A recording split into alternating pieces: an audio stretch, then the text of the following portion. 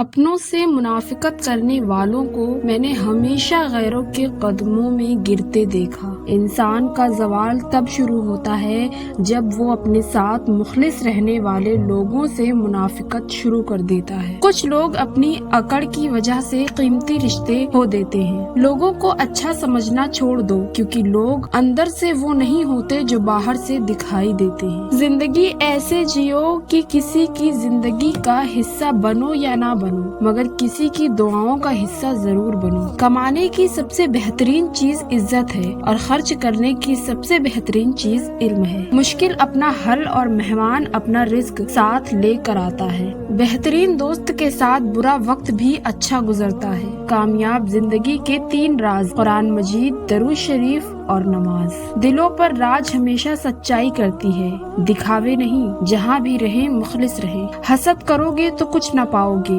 شکر کرو گے تو گن نہ پاؤ گے۔ حضرت علی رضی اللہ تعالیٰ عنہ نے فرمایا، دعا کے وقت چھینک آنا دعا کے قبول ہونے کی علامت۔ اللہ تعالیٰ تمہیں اتنا نوازے گا کہ تم آزمائش کا دکھ بھی بھول جاؤ گے۔ اگر تم درود شریف پڑھنے کے لیے چن لیے گئے ہو تو مان لو خوش قسمتی تمہارا مقدر ہے۔ آنکھوں سے گرے آنسو اور نظروں سے گرے لوگ کبھی نہیں اٹھا کرتے۔ رشتے اگر تھوڑے بکھر جائیں تو سمیٹنے والے کم اور آگ لگانے والے بڑھ جاتے ہیں۔ اگر کہیں یہ شک بھی ہو جائے کہ یہ شخص اللہ کے قریب ہے تو اس شخص کے قریب ہو جاؤ۔ مشکلات ہمیشہ بہترین لوگوں کے حصے میں آتی ہے، کیونکہ وہ اس کو بہترین طریقے سے انجام دینے کی صلاحیت رکھتے ہیں۔ رزق سخاوت میں پوشیدہ ہے، لیکن لوگ اسے محنت میں تلاش کرتے ہیں۔ اگر کوئی بلا وجہ آپ کا دشمن بن جائے تو مان لیجئے آپ میں کچھ خاص ہے۔ سامنے والا حسد کا شکار ہے۔ ہر چیز کا ثواب کا اندازہ ہے، مگر صبر کے ثواب کا کوئی اندازہ نہیں۔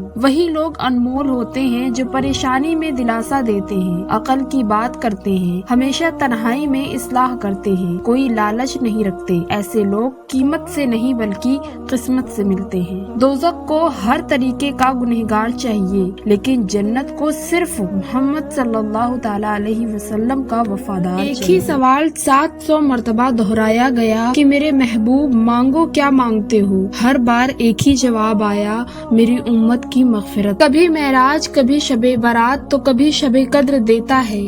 کتنا مہربان ہے میرا رب، بخشش کے ہزاروں وسیلے دیتا ہے۔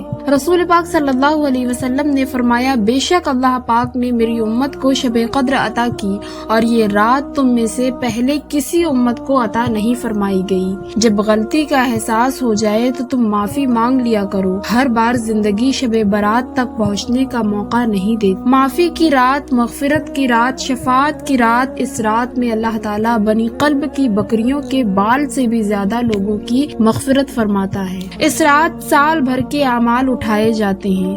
رسول اللہ صلی اللہ علیہ وسلم نے فرمایا کہ جب شعبان کی 15ویں رات آتی ہے تو ملک الموت کو ایک کتاب دی جاتی ہے اور کہا جاتا ہے کہ جس کے نام اس کتاب میں ہوں ان کی روحیں قبض کر لو۔ اللہ تعالیٰ فرماتے ہیں، میرے ذکر کے لیے وقت نکالو، میں تمہارے کاموں میں برکت عطا کروں گا، ورنہ دنیاوی کاموں کی کثرت تم پر اس قدر مسلط کروں گا کہ تمہیں فرصت ہی نہیں ہوگی اور سکون سے محروم رہو گے۔ جب اللہ تعالیٰ کسی بندے سے دوستی کرنا چاہتا ہے تو اس کی زبان پر اپنا ذکر اور دل پر اپنی فکر کے دروازے کھول دیتا ہے۔ سہانی رات تھی اور پرسکون زمانہ تھا، اثر میں ڈوبا ہوا جذبے عاشقانہ تھا۔